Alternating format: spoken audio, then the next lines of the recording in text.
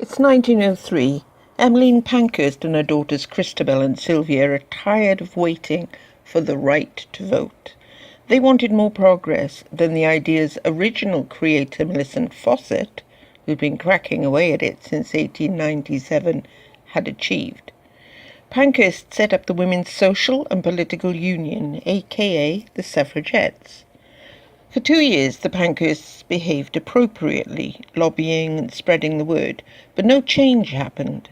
Change is never instigated by those who would lose something advocating it. Youth burned in Christabel, and she became a rebel. 1905 saw her and Annie Kenney heckle two liberal political gents at a meeting in Manchester, publicly asking their opinion on women being given the vote.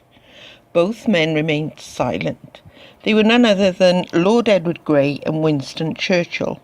Yes, he was a Liberal at one point. For the revolutionary act of interrupting this meeting, the suffragettes were thrown out and arrested.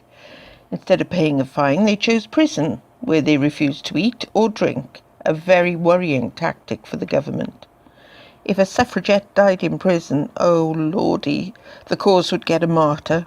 This couldn't be allowed.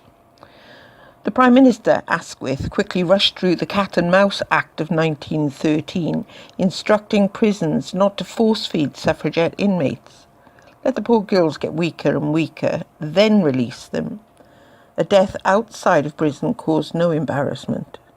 When their strength was regained, re-arrest them for the smallest reason. Simple, effective government tactical game, and oh so legal, if not entirely ethical. Eventually, February 1918, women got the vote, but only those over 30 who owned or were married to owners of property with a rateable value above £5. That took a whacking chunk of working class voters out of the equation. It took another 10 years to get equal voting rights, 1928. And here we are now, 2018. What has your vote achieved for you? It's one area we're on totally equal terms with men. Neither of our votes has made much difference. We're all left disempowered. For weeks before an election, we're courted and sought after. Our front door is bombarded with literature, and campaign zealots come flocking, telling us how important we are. Then we put that cross on the ballot paper, and like Cinderella at the stroke of midnight, the illusion of our power, our value, and our democracy disappears in a puff of smoke. We vote a certain way because our parents did, because we like the look of the leader. Oh yes, we do. Don't deny it. Look at these guys. They didn't make it because not enough people liked the look of them or the sound of them. That's no way to pick a government. But at the moment, it's all we've got. Time for a change. The suffragettes refused to bow down.